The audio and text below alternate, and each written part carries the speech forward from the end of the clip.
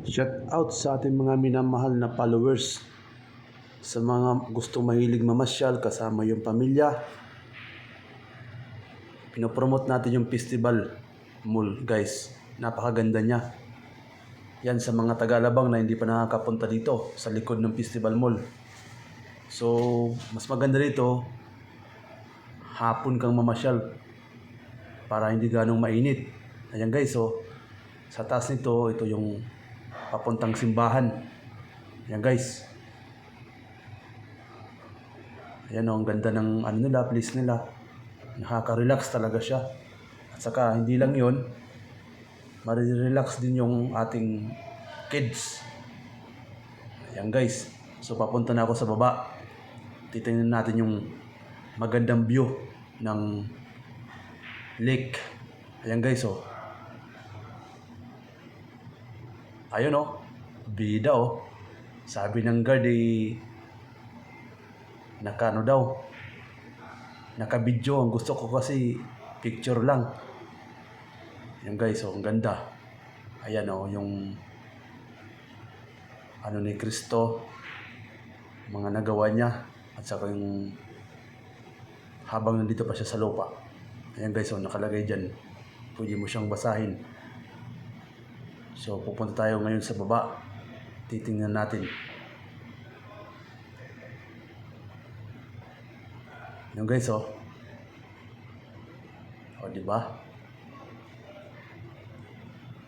O, ang ganda. Pwede mong basahin. O. Ayan, oh.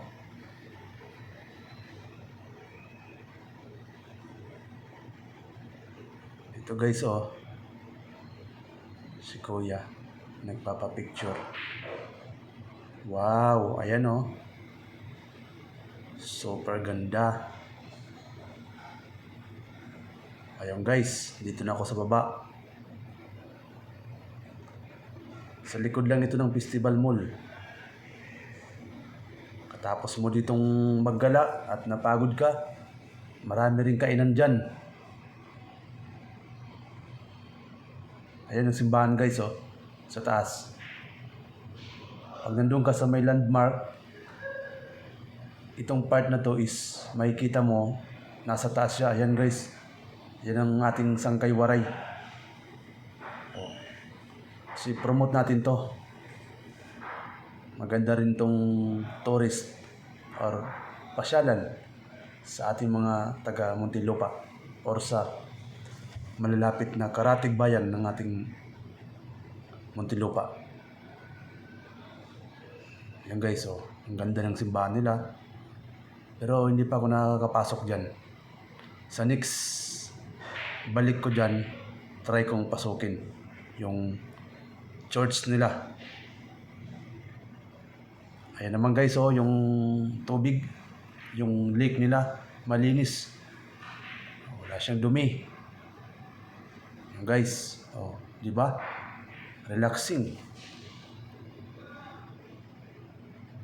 Ito naman yung sa kabila, papuntang FEU.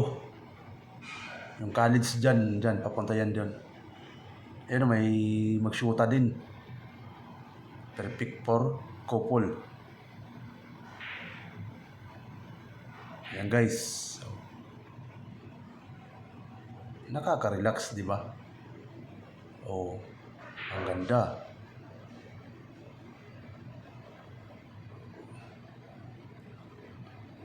Ayan, oh. Dito sa may kanan, mayroon dyan bikers.